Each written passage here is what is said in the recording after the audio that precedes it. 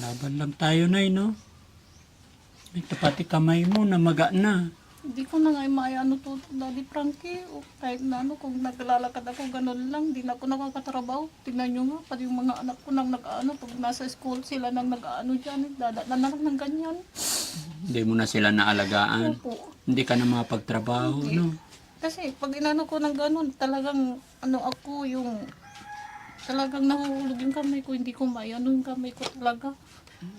Paano yung mga mahihirap kung walang libre sa ospital? Kaya nga po. Paanong sinasabi nila sa inyo? Dahil sinasabi ng gobyerno natin, libre ang ospital, punta lang kayo.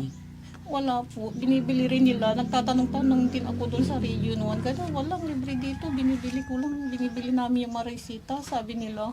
Kaya ako'y kahapon talaga hindi ako nakatulog kagabi kung saan ako kukuha ng pambili ng gamot para mabawa yung buhay ko. Ate, huwag kang mawala ng pag-asa, ha? Laban lang po tayo. Habang may buhay, may pag-asa. Loobin ng Panginoon na sana makabalik pa kami, ate. Akin yung kamay mo, ate. Bilangin natin. 1, 2, 3, 4, 5, 6, 7, 8, 9, 10. Salamat natin, Frankie. Salamat naman siya sa iyo.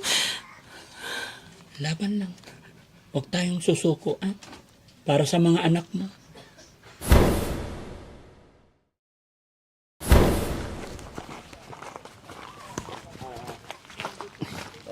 Hello po.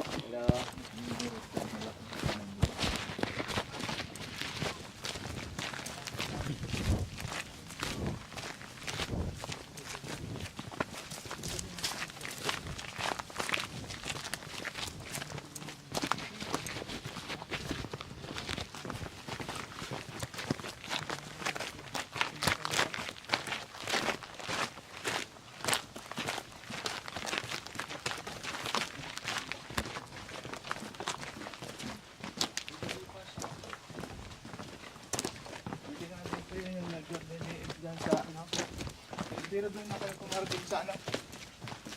Doon.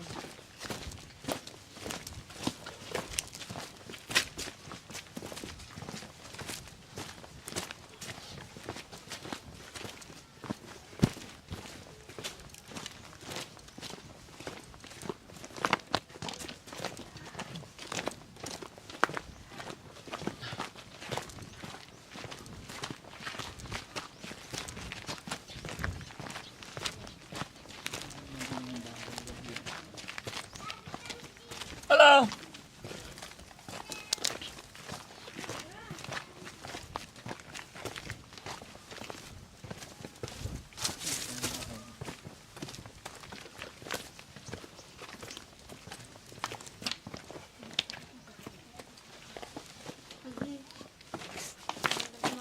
Daddy Frankie. Hello po.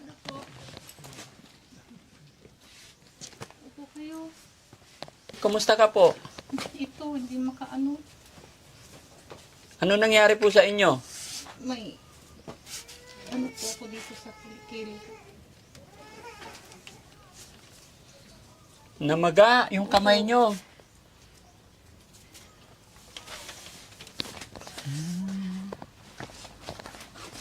Anong pangalan ni nanay po? Malu. Marilo Anchiboy po. Malu po. Tinatawag ako dito. Malo. Opo. Nanay Malo, ilang taon na po kayo? 47 po. May asawa po kayo? Wala. Patay na po. Ay, kailan namatay? 2018 po. Bakit namatay? Nahulog sa truck. Nahulog sa truck. Ilan po anak nyo? Apa. Kumusta naman kayo ngayon? Wala. Ito po. Ano nangyari sa kamay nyo po? Ito po ano, una pigsa po. Pizza sa kilikili? Mm-mm. Tapos? Kala namin, ano yung walang buta, sabi ng health center. Mm-mm. Ngayon, nung May, na ano na, parang may budlik na pula. Ngayon, sabi nila, ano, parang namaga na yung ano ko sa brace nung May. Hanggang June, July. O ngayon, Brace? Opo, dito, muna. Ngayon, namaga yung brace ko, pinaano ako sa ilang ng mga kapatid ko. Eh, sabi nila, i-offer kita sa Region 1, sabi nilang ganun. Hanggang doon na, ano-ano na kami ng mga requirements. Oo. O, yun, na ano nila na stage 3 na pala, Daddy Frankie. Ano po? Stage 3 na. Stage 3 cancer. Sana po matulungan niyo ako, Daddy Frankie. Gusto ko pong mabuhay. Para sa mga anak ko. Ano sabi ng ospital?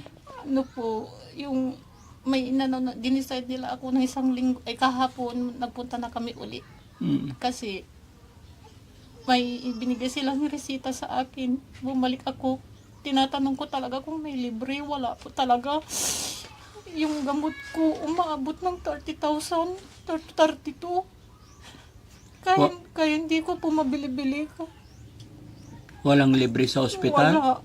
Yung ano lang po, yung chemo lang, yung ano nila sa akin. Pero yung mga resita, mga gamot, Hindi pala totoo yung libre ang ospital. yan lang. Saang ospital po kayo nagpunta? Region 1. Walang gamot lang, gamot bibilin ko po. Mm. Pero yung mga ano gagamitin sa akin mga aparato siguro yun ang libre daw. Mm-mm. Pero yung mga gamot wala po. Wala ba kayong pera pang ano? Wala talaga, Daddy. Parang kung mayroon lang po, hindi na ako dudulog sa inyo. Talagang nang mamakaawa ako kung sino man ang tutulungan nila ako. Pati dito na, nagkabukol na. Oo, ninyo. Oo.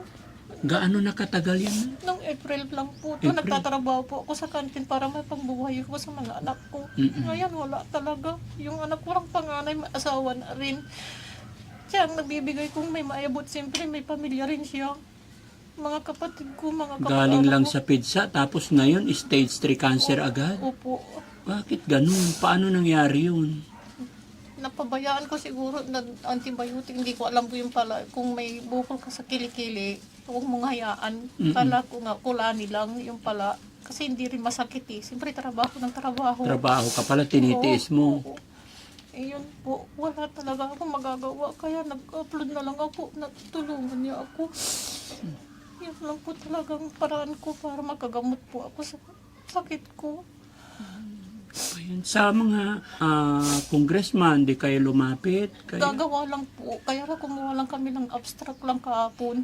Mm-mm. Yun lang. Sinong kasama nyo naglalakad? Yung kapatid ko po, naghahanap buhay niya rin kawayan, bilao. Kung wala rin siyang magawa, bilao, wala rin siyang...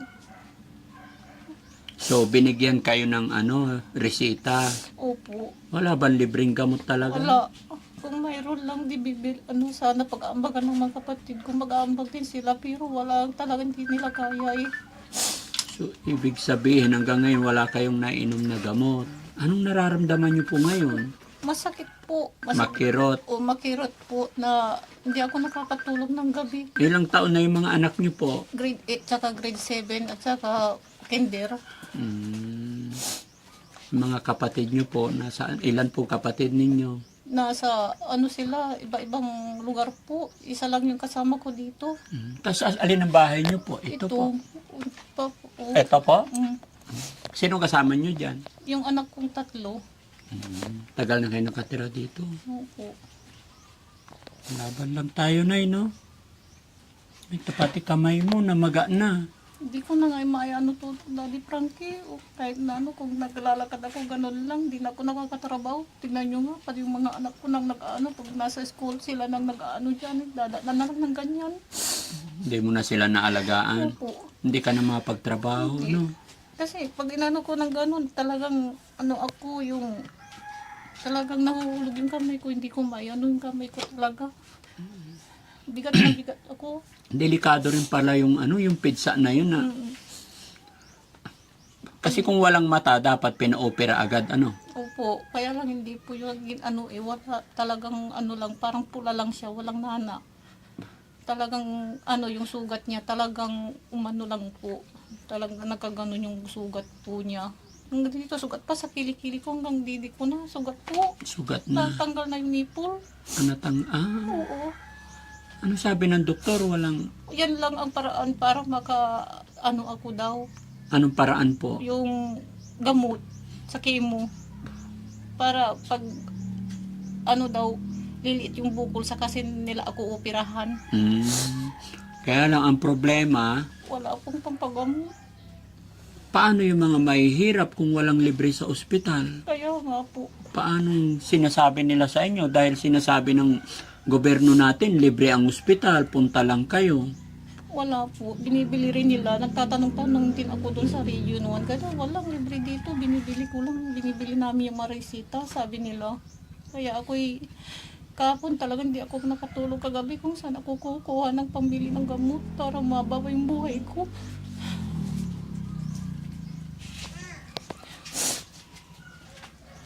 Para sa mga anak ko, gusto ko pa mabuhay. Talagang walang-wala talaga.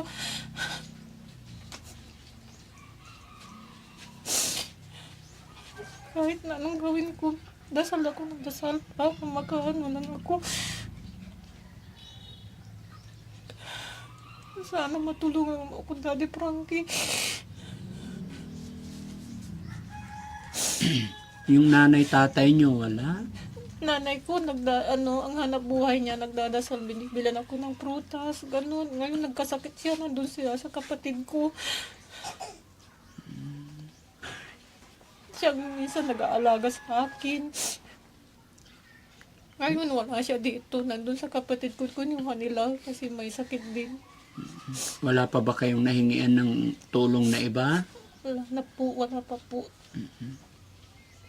Punta kayo kay kay Congressman Arenas.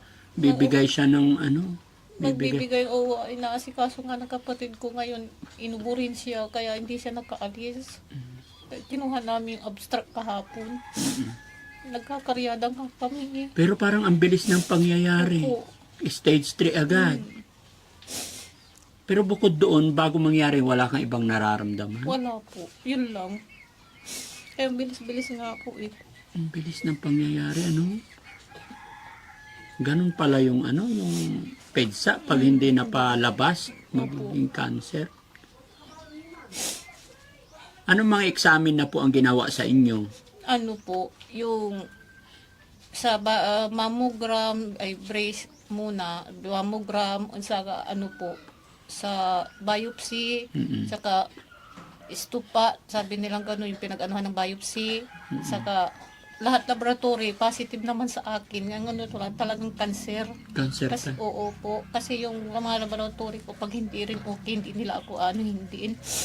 Kaya sana nagpapasalamat ako kasi negative yung mga laboratory ko. Ang problema nga lang ito, wala nga akong ibili ng gamot. Pero kailangan talaga ng gamot, pera, Kailangan.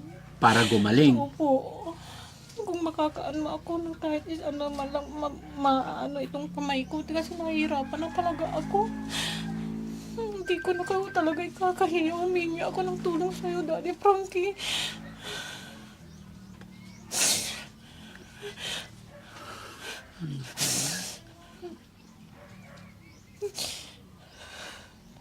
Nahihirapan na talaga ako. Anong naramdaman mo nung sinabi nilang stage 3 na yung sakit Iyak mo? ako nang iyak sa mga anak ko. Pati mga anak ko hindi na nakakapasok. Sabi niya ng anak kong pangalawa, sabi niya, magtatrabaho na lang ako, mama. Sabi niya dyan sa eskwelahan niya. Sabi niya ng madam niya, tinawag ako. Sabi niya, bakit ka magtatrabaho ng dahilan? Pumunta ako, tinawagan ako ng madam niya. Sabi niya, para mo lang makatulong sa'yo, nanay. Sabi niya, hindi na ka, kung gano'n mag-aral ka, yun lang naman ang kaya kong ibigay sa'yo. Sabi Ilan ko, taon ba yung anak mo? grade 8. Ay, sabi ko, umiyak na lang ako. Sabi ko, bakit ako pa ang may sakit na ganito?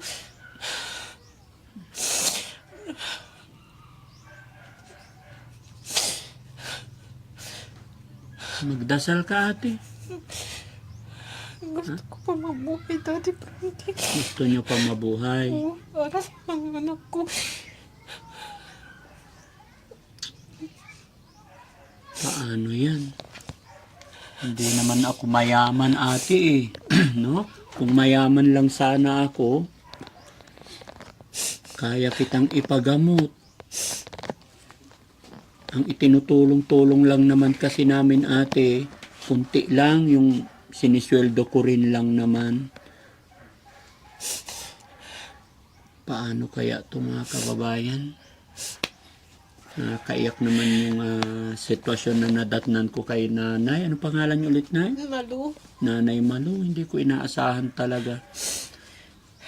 Scout po ito ng aking mga kasamahan, mga kababayan. Hindi ko alam na ganito yung daratnan ko na ganito pala ang sitwasyon. Dinala lang kami ni Boss Tax dito. Opo. Nakakagulat. Huwag kang mawala ng pag-asa ate ha. Pero gagawa ko ng paraan para matulungan ka namin. Opo, Daddy. Pero naka-video po kami. I-upload namin to. Pwede ka pong manawagan, humingi ng tulong sa ating mga followers ate. Sige po. Dito sa camera. Sa mga followers, Daddy Frankie, tulungan niyo po ako. Kung makaawa ko sa inyo, tulungan niyo para humaba pa ang buhay ko. Para sa mga anak ko po. Humingi ako sa inyo ng tulong. Sana mapagbigyan niyo po ako. Para humaba pa ang buhay ko. Wala talaga ako ibili ng gamot. Mayroong resita pero hindi ko po mabili-bili kasi malaki po. Sana matulungan niyo po ako. Wala talagang binibigay na gamot ang ospital? Walang libre talaga? Wala. Kung may libre, Daddy Frankie, itong paghihirap ko, hindi na ako tudlog sa'yo kung mayroon. Wala talaga. Talagang nang mamakaawa ko sa inyo, tulungan niyo ako. Lagi nilang sinasabi, may libreng gamot, may libreng gamot. Wala. Libre ang ospital. Lagi nilang sinasabi, walang babayaran, pumila ka lang. Libre yung mga labat, libre lang yung mga, doon, mga pag nilakad mo sa malasakit. Pero pag ganyang gamot, wala. Ba't hindi nyo nilakad sa malasakit? Wala, hindi nila approve yung Daddy Frankie kasi sa Hindi chemo approve yun. ang... Chemo, yung gamot, kasi wala out of stock. Yan lang naman ang palusot ng gobyerno lagi, puro out of stock. Wala talaga. Ba't hindi sila bibili? Ang laki ng pondo ng gobyerno. Wala talaga kung mayroon lang. Kahapon nga, 2 beses kami nagpunta nga. Last kahapon talagang nagbigay na sila sa akin ng reseta nung karaang Wednesday. Mm-mm. Talagang naano ako kasi pinatry namin sa mga yung binigay nilang mga number na bibilan namin yung gamot. Almost 21,000 yung isa, yung dalawa nasa 9,000. Pira pa yung mga iba. 2 resita ko. Kaya wala talagang magagawa. Kundi umiyak na lang. Wala kang nainom na gamot. Wala. Biyak ka na lang. Umiyak na lang ako. Sabi ko, Diyos ko, tulungan mo ako kung saan ako kukuha.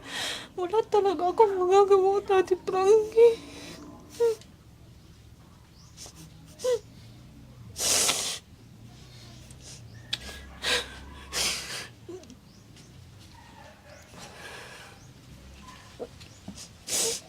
Sige ate, huwag kang mawalan ng pag-asa, ha? Laban lang tayo. Lakasan mo pa yung loob mo. Opo. Paano to mga kababayan? Kagagaling ko rin lang dun sa kabila. Nanay naman, uoperahan din siya sa tiyan. Ganyan din. Problema. Pumunta naman sila sa San Fernando naman, uoperahan. Ang hiling din naman niya, pambili rin ng gamot, tsaka pamasahe para maoperahan. Ayun mga kababayan, mga kabarangay, no? Hindi ko po alam kung paano gagawin ko gaya ng aking sinabi. Sa dami na rin ng tinutulungan natin at hindi rin naman po ako mayaman. Small charity vlogger lang po tayo. Pero, ayun, wag lang tayo mawala ng pag-asa. Comment nyo dyan, baka may makatulong pa kay ate. Tulungan nyo po kami, nakakaawa si ate. Nakakaawa yung panawagan niya na sa ikli ng panahon. Ilang buwan lang po. Nasa April lang po ito. April, May, June, July, August. August. 7 buwan po. Oo, 7 buwan, running 8. Biglang stage 3 na. Opo. Delikado po. Kaya nga, sabi ng natin, sabi niya ganun, apurahin natin yung gamot kung di ka makakaano ng mga January o kaya ito sanang buwan na to, mayroon na sana. Nila sa akin. Kaya lang walang resita. Walang gamot. May resita, walang gamot na pambili. Nakakapagtaka talaga ang gobyerno. Sabi lagi nila sinasabi, no? Kaya ako talagang nagtataka ako. Maraming nagme-message sa akin pag may mga ganitong kaso. Nagko-comment ang iba nating kababayan, punta ka sa Malasakit Center, may ospital na libre, wala daw pong babayaran. Pero bakit sa mga pasyenteng nakakausap ko, laging ganito ang sinasabi? Hindi ko alam kanino ako maniniwala, mga kababayan, Marami talaga nagko-comment, libre daw, may pasyente raw sila, ganito, ganyan. Pero yung sa una, kanina yung napuntahan ko, si nanay, ganun din. Pero siya, operahan siya sa San Fernando. Ang problema lang niya, pamasahe, pagkain, yung allowance nila. Tapos sa inyo sa ano, baka naman hindi pa kayo nakalapit sa ano, wala pa kayong mga... Pero pag may recommendation kayo, punta kayo kay ano, congressman. Kahit magpunta daw kami sa congressman, maliit din ang bibigay, hindi nila lang ma-approve yung gamot din na ano, kasi maliit din ang binibigay. So paano na lang yung mga kababayan natin Kaya ganito, nga, walang oo. kakayahan. Kaya nga Mamatay na lang. Tiis na lang sa ano, tiis na lang sa ano po, sa sakit. sakit. Ako po si Malu Anchiboy, sa tawag na Marilo Anchiboy, taga San Carlos. Ito po yung sakit ko, cancer stage 3 po. Sana matulog niyo po, natulungan po ako. Kasi gusto ko po pong mabuhay sa yung mga anak ko, 4 po. Kailangan ko pong mabuhay para sa kanila. Wala pong aagabay sa kanila pag wala po ako. Humihingi po ako ng tulong sa inyo. Huwag ka mawalan ng pag-asa, ipag-pray mo lang na maraming makapanood ng bidyong ito at para matulungan ka. Ano? Bibigyan kita ng ano, sana makatulong. Ate, huwag kang mawalan ng pag-asa. Ha? Laban lang po tayo. Habang may buhay, may pag-asa. Loobin ng Panginoon na sana makabalik pa kami, ate. Akin yung kamay mo, ate. Bilangin natin. 1, 2, 3, 4, 5, 6, 7, 8, 9, 10. Salamat natin, Frankie. Salamat naman siya sa iyo. Laban lang. Huwag tayong susuko, ha? Para sa mga anak mo. Tulungan niyo ako. Kawawa yung mga anak mo pag bumitaw ka. Lalaban po ako para sa mga anak ko. Huwag kayong mapagod lumapit sa mga congressman, mayor, para bigyan nila kayo ng recommendation, ha? Huwag kayong panghinayangan lumapit. Meron at meron makakatulong. No? Ganyan po talaga ang buhay. Mayroon talagang pagsubok na dumarating sa buhay natin. Sabi nila, ang umaayaw hindi nagwawagi, okay? Naku, Daddy. Salamat. Salamat sa inyo. Mm-mm. Salamat sa inyo, mga brother ni Daddy Frankie. Maraming salamat sa inyo po. Walang ano man. Thank you kay Lord. Thank you kay Lord. Lagi lang tayo magpapasalamat sa Panginoon. No? Opo. Hindi niya tayo pababayaan. Napakalaking bagay po. Napakalaking tulong. Napakalaking maitutulong ang pagdarasal. Ano man ang problema natin. No? Opo. So yun mga kababayan, mga kabarangay. Ito na naman po isang nanay na napuntahan ng Team Daddy Frankie at naabutan natin ng kaunting tulong pinansyal. Sa laki ng kanyang problema, alam kong hindi pa sapat. Pero sana mga kababayan, sa may mabubuting kalooban, matulungan natin si nanay ayon sa kanya para humaba pa, madugtungan pa yung kanyang buhay. Hindi niya po inaasahan yung sakit na kanyang pinagdadaanan ngayon. No? Bagamat si God lang po ang nakakaalam, kaya ang tangi kong masasabi, tuloy-tuloy lang po ang laban. Maraming salamat po mga kababayan, mga kabarangay. Sana po hindi po kayo magsawa, sumuporta sa Team Daddy Frankie. Nang sa ganun ay mabalikan pa natin, matulungan pa natin ang ating mga kababayan. Lalong-lalo na yung una ko napuntahan at saka si nanay. Dahil sa araw na ito, sa halos same po yung kaso, yung kanilang sakit na kailangan maoperahan. Bagamat si nanay ay kailangan pa mag-take ng gamot bago siya maoperahan sa kanyang sakit. Magandang gabi po sa inyo lahat mga kababayan saan man po kayo naroroon. Luzon, Visayas, Mindanao. Mabuhay po tayong lahat. Shout out po and magandang gabi. God bless po. Tuubin ng Panginoon na mapanood ng mga kababayan natin yung panawagan mo. Pag may nagpadala po, babalik ka agad ako rito. No? Opo. Sige po. Salamat po. Salamat naman ba? Nakakakain pa naman kayo. Opo. Anong ulam nyo kanina? Yung galunggong. Sige, basta kumain lang ng kumain.